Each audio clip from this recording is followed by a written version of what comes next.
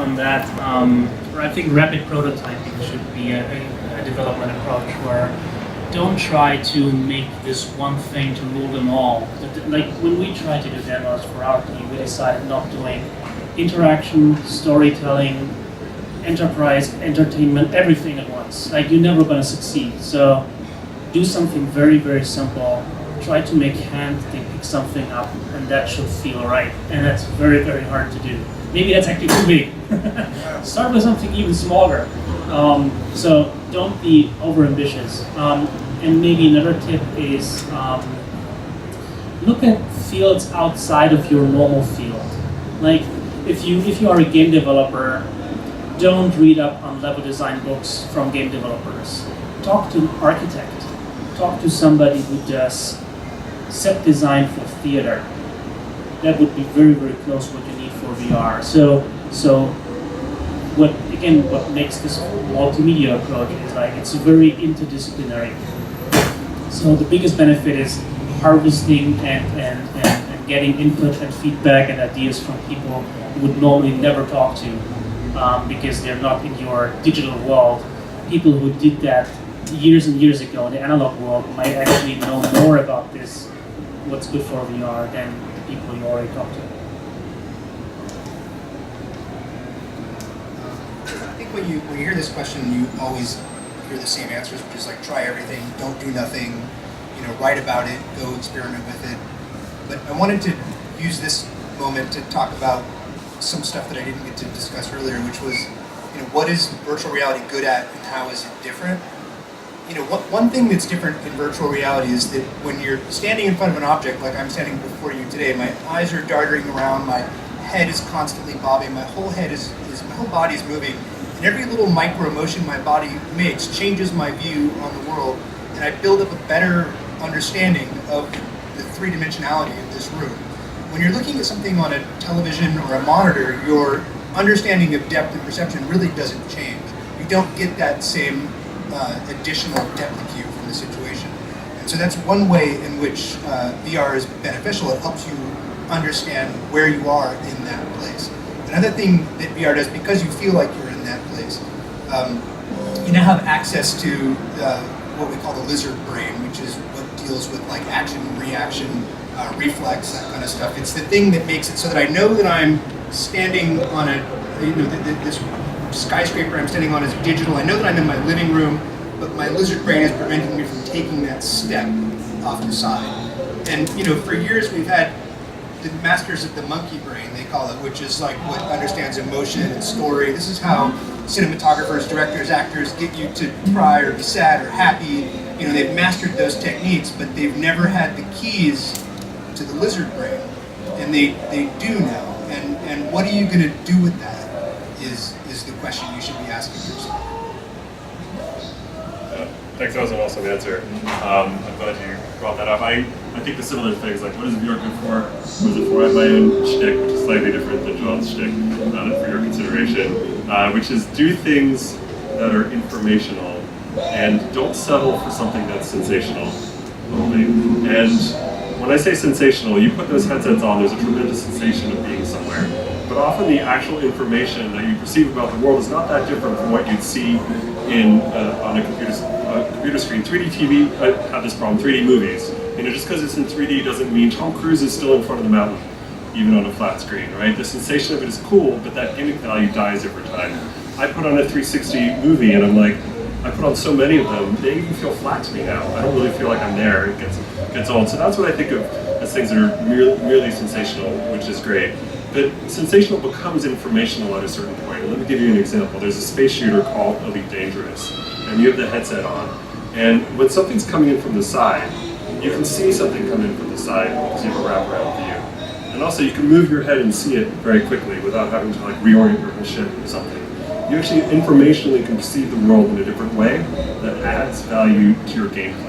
And I think when VR goes from sensational to informational is when it becomes a technology that enables us to do things with computers that we've never done before. And what we're interested in with 3D Sunshine is actually doing. And that's another area where VR can be informational. And we've actually seen the Vive just kill the Oculus the past 3 months. I mean, Oculus like like there's a crisscross. Vive is grabbing the momentum. And it's because people are using things like Tilt Brush and Fantastic Contraption that these things actually allow you to change the informational representation in front of you in a way that you could not do with a keyboard and mouse or a traditional game controller, right? Gamepad. And that's what we're doing with 3D Sunshine. The ability to informationally specify things, you actually do different things. And that's the value of VR that I think will last. So if you're getting started, think, sensation is awesome, right? And certainly John's point about this lizard brain stuff is a whole area of sensation that he's in touch with that I'm not. And certainly take his point of view into consideration because I think it's actually very valid, this lizard brain point. My perspective is slightly different and what we're doing is slightly different, which is don't settle for sensation. The sensationalism of VR is cool. Your neighbors who've never used it will tell you you're the world's biggest genius for making this thing happen.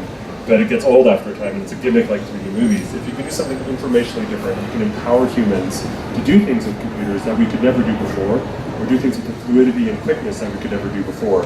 And this is when VR becomes a game-changing technology.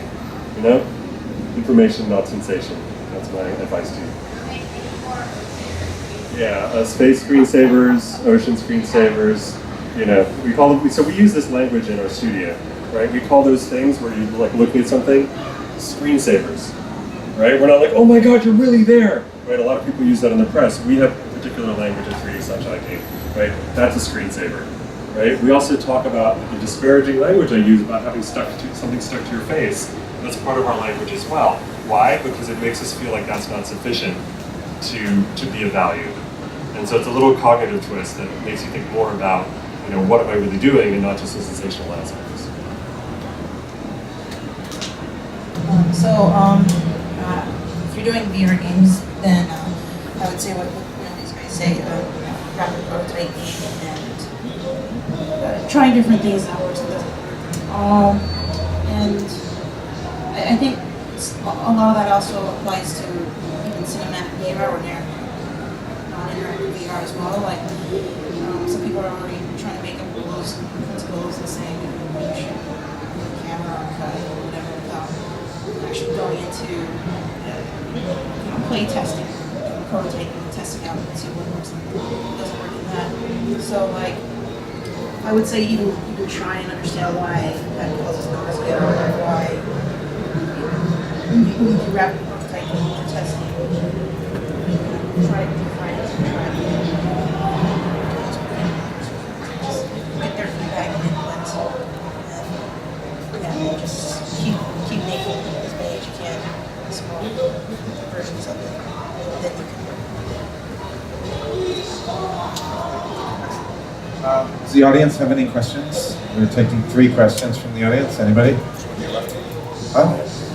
Okay.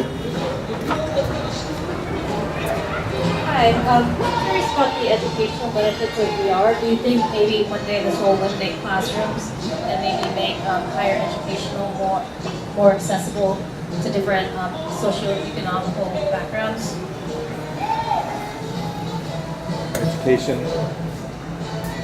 Education question? Yes. Yeah? How many people have answers for education questions? I just want to know, just to pace our time here. Okay, we'll go 1, 2, 3, 4. 4 people? Okay, great, cool. I definitely think that it will definitely assist, but I don't think there's ever going to be a complete removal of a face-to-face interaction. At least that's the way my brain works. I can't say the next generation won't have a different feeling. As you know, as previous generations and continued generations become more comfortable with technology, they may immerse themselves in a different way. As far as I'm concerned, a face-to-face interaction, there's so much more information that is gained. I mean, even think about a Skype call, how much information that you lose on that versus then you go one step back, which would be like a telephone call. But I definitely do believe that it can make a wider net to individuals of lower income and places like that. And I think that would be a very, very amazing thing for everyone. Yeah, so we already are seeing that happening with education on the internet, and we already have virtual classrooms. Video chat is sufficient. Sitting in a VR room in 3D is marginally useful. Where I think VR will have impact in education is things like math and chemistry and biology, where you're trying to understand three-dimensional structures. If you look at a chemical bond, the current instructional thing on paper and drawing it, trying to understand it's very difficult. Look at organic chemistry. It's very spatially difficult. People make these ball and stick models. There's a huge opportunity in education. VR is a fundamentally spatial medium. If you're trying to understand how 3D space works, we can develop curricula that utilize VR to show you, to see how the atoms fit together, how they bond, how biological structures function, these slices of cells and stuff. Everyone thinks of a cell as a circle. It's a sphere, you know? So I think VR will have a huge impact there. The classroom stuff, I think it's already happening on the internet. The broader VR has delivered that for us. The broader historical sense of VR has already done it. I think the headsets have very little to offer there and a ton to offer in things like chemistry and biology and some parts of that. I think VR is going to help a lot, but I think education in general is just sort of broken and old. Like, we teach kids the same way we have since the beginning. You know, somebody lectures and reads some stuff, and then they answer some questions about what they heard. And I think that VR is going to be a big part of it, but I think machine learning is going to be a bigger part of it. Is understanding and unlocking every individual child what they respond to and what they seem to like and how they seem to learn, and creating a curriculum that works for them. And I think VR will be a part of that, so will AR.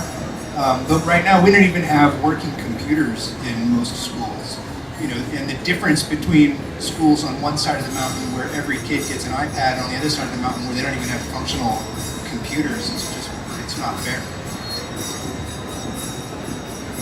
I think what's really interesting is it will definitely help education. I think we won't know until the current students in education tell us otherwise. I think what's happening right now with the audience is becoming way more digitally inclined. And we, whatever age we went through for school, like, we use textbooks. So I don't know that textbooks are staying in the near future. People are talking about already seeing teachers online and having the whole virtual teachers and teaching online. So what's really exciting about virtual reality is, again, what Stephen was saying is the 3D aspect of it. We live in a 3D world, period. But how textbooks present us information is in 2D platforms. Even online, an online curriculum is still in 2D. They might have a video of a 3D model of carbon atoms connected together in 3D space, and you'll see them moving in 3D space, but it's still on the screen. So the aspect of us being able to be in virtual reality space and seeing that that covalent bond in chemistry in 3D, that's a more exciting space, because right now we have to say, hey kids, can you imagine a covalent bond connected in 4 points in 3D space? Here, look at this video that you're seeing still in 2D, but still have to translate in your head what 3D looks in 2D. And that, I think, is the more exciting space of virtual reality. Is we're finally defining items and representing them in 3D space, where we, since until now, have been doing them in 2D space. So I think it's much more of it will enhance education. Now, how it shifts, the education system has to be willing to bring that into their own system and help the students. But besides that, it's really about enhancing. I don't necessarily think that the one-on-one education platform would disappear, where you do have a mentor teaching you one-on-one. But as a general purpose, I think it will definitely help with at least the imagination of seeing 3D concepts not in 2D in a textbook. Yeah, to add to that, I think there is also a lot of classes that are very abstract, like philosophy. It would really help maybe using VR to kind of like make this more concrete. And also, like, I agree with my panelists that the problem with education is probably that we don't know really how learning works very well. We probably know how to educate people, but we don't know how they learn, and everybody learns different. And VR could be, for visual learners at least, a very, very good tool for that. But yeah, the question is, like, right now, obviously VR is the high end, and as we know, our educational system right now is more like training people for factories that we don't have anymore. So yeah.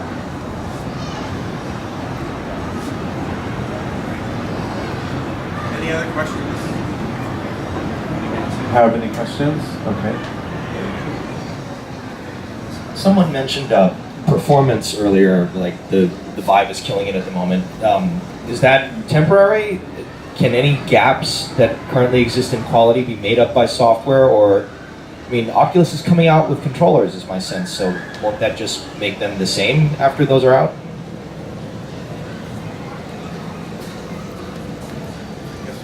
We can also answer that, but if you want to.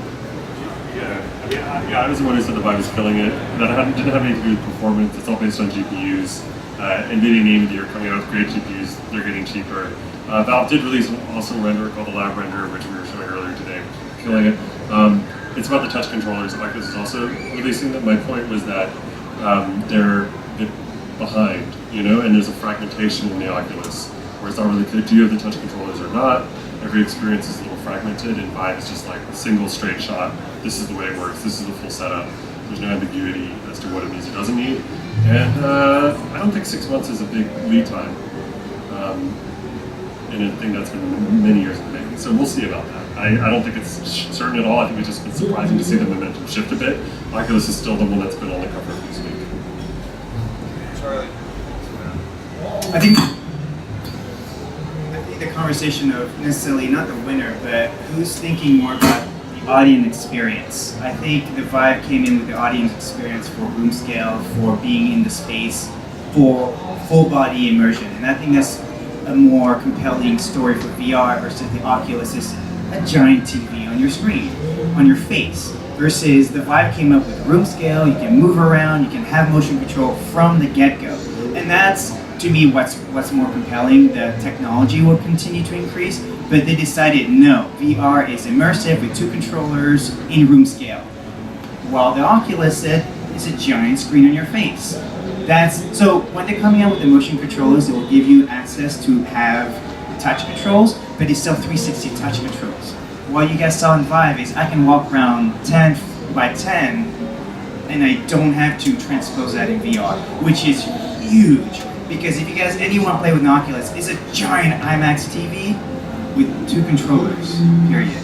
And that's what's more compelling is the audience experience is much more compelling. It's not about the tech, it's again, the audience. And that's why I think the more you pay attention to what the audience is experiencing in VR, you're more compelled to get them to love your product versus, I think the tech, it's 6 months, a year from now, tech always catches up.